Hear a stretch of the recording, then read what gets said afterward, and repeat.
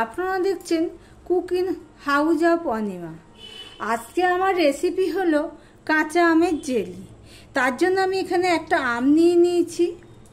এই আমটা আমি খোসা ছাড়িয়ে কেটে নিয়ে আসছি। আমগুলো সব আমি কেটে নিয়েছি। যার যেমন খুশি সেইভাবে কাটতে পারে, কেউ গ্রেট করেও নিতে পারো তোমরা।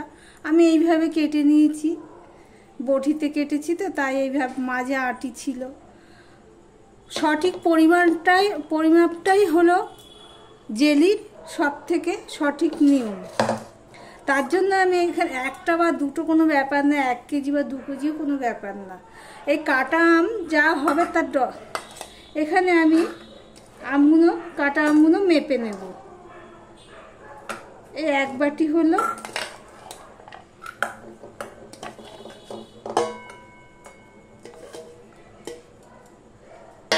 এখানে 2 বাটি কাটা আম রয়েছে।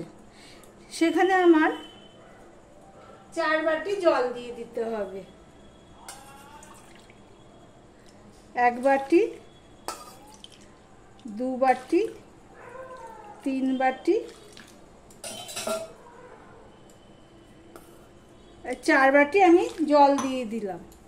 এবার আমি উনানে এটা ছড়িয়ে দিয়েছি, দিয়ে উনানে এটা চাপিয়ে দিলাম।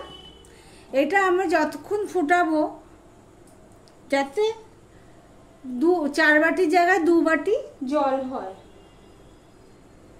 ফুটিয়ে আমি 2 বাটি করে নেব।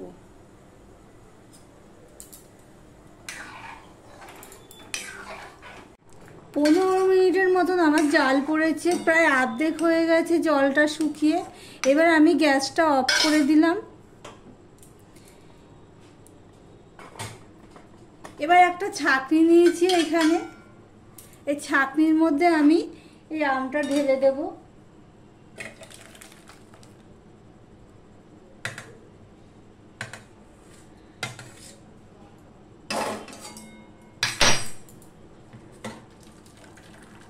এই দেখো পুরো ঢেলে দিলাম। জলটা আমার পুরো চেকে নেব।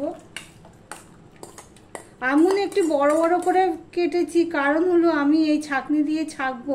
এবার ছোট করে গ্রেট করলে তাহলে কি হবে, আমের জুস ইয়েটা পড়ে যাবে। সেই জন্য আমি এইভাবে কেটে নিয়েছি, দিয়ে এর মধ্যে করে নিলাম। এই আমগুলো ফেলা যাবে না। এই আমগুলো দিয়ে তোমরা শরবত করে নিতে পারো, না হলে আমের চাটনি করে নিতে পারো। আমের চাটনির রেসিপিটা আমি আমার ভিডিওতে দিয়ে দেব, তোমরা দেখে নিও। এবার আমি বাটি মেপে নেব। আমটা এক সাইডে রেখে দিলাম।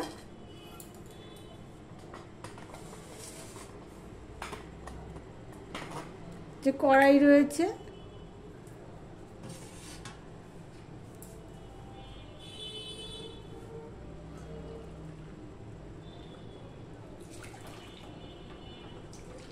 একটু কম হয়ে গেছে, একটু কম বেশি সেটা কোনো ব্যাপার না, হতেই পারে। এবার এই বাটি মেপে আমি 2 বাটি জল হয়েছে, 2 বাটির থেকে একটু কম হয়েছে, তবে এই বাটি মেপে আমি এবার 2 বাটি চিনি দিয়ে দেবো। আমটা যদি বেশি টক হয়ে থাকে তাহলে চিনির পরিমাণটা আরেকটু বেড়ে যাবে। 2 বাটি আমি চিনি দিয়ে দিলাম।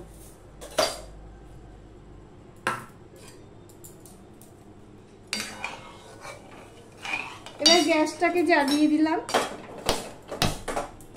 দিয়ে অনবরত আমি নাড়তে থাকবো। দেখো বন্ধুরা, একটু ফেনা ফেনা বেরিয়ে গেছে, ঘন হয়ে এসছে। আমি এখানে তখন সিদ্ধ করার সময় নুন দিইনি, তাই একটু নুন দিয়ে দিলাম।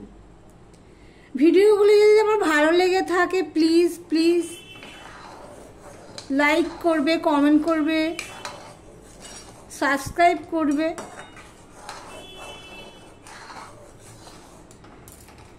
এটা আমার আরও হবে। এর মধ্যে আমি এবারে ভিনিগার দিয়ে দিচ্ছি, এই প্রায় 2 চামচের মতো। এই ভিনিগারটুকু আমি দিয়ে দিলাম। ভিনিগারটা দিলে তোমরা 2 থেকে 3 মাসেরও বেশি সময় বাইরে রেখে রাখতে পারবে। আর ফ্রিজে যদি রাখো তাহলে বছর খানিক ধরে এটা ফ্রিজে রেখে খেতে পারবে। একদম কেমিক্যাল ছাড়া যে কাঁচা আমের জেলি তোমরা সহজেই বাড়িতে করে নিতে পারো। এটা কোনো কঠিন কোনো ব্যাপার না, একদম খুব ইজি এটা। এই দেখো কতটা কমে গেছে, এটা পরিপূর্ণভাবে এখনো হয়নি,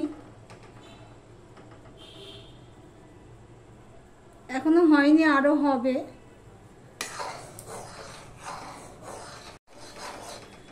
জেলিটা প্রায় হয়ে এসছে। এটা হয়েছে বুঝবো কি করে?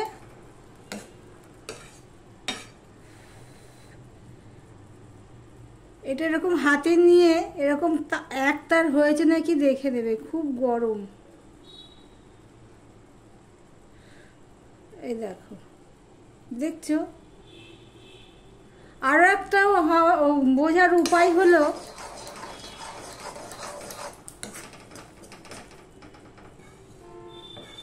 এই ডিশে নিয়ে নেব, এবার ঠান্ডা করতে দেব। ডিশে যেটা নিয়েছিলাম সেটা পাখার তলায় নিয়ে গেছি, নিয়ে ঠান্ডা করেছি। এই দেখো হয়েছে কিনা বুঝবো কি করে? এই দেখো পড়ছে না, দেখছো? নড়ছেও না, পড়ছেও না। তাহলে ঘরোয়া উপকরণ দিয়ে কাঁচা আমের জেলি আমার রেডি হয়ে গেছে। এটা এবার একটা কাচের বয়মে ভরে নেব গরম অবস্থায়, ঠান্ডা হলে ভরা যাবে না। এটা জমতে 6-7 ঘন্টা লেগে যাবে।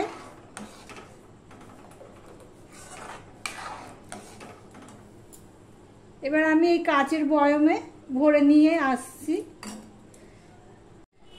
এই দেখো কড়াই থেকে আমি সব তুলে নিয়েছি, আমার এই কাচের বয়মে ভরেছি। কাচের বয়মটা পরিষ্কার করে নিয়েছি আগের থেকে। আর বাটিতে এই 1 ফোঁটা হয়েছে। এটা জমতে 6-7 ঘন্টা লাগবে। 6-7 ঘন্টা পর তোমাদের কাছে আবার চলে আসব। আমি রাতে ভরে রেখেছিলাম আর সকালবেলা আমি এটা নিয়ে তোমাদের সামনে চলে আসলাম। দেখো এটা পুরো বসে গেছে, উপর করলেও পড়ছে না, তাহলেই বুঝবে যে এটা হয়ে গেছে। এবার পাউরুটির সাথে আমি পরিবেশন করব। এই দেখো পুরো হয়ে গেছে। এবার পাউরুটির সাথে আমি পরিবেশন করব। তাহলে দেখছো কেমিক্যাল ছাড়া ঘরের জিনিস দিয়ে কি সুন্দর কাঁচা আমের জেলি করা যায় সহজেই।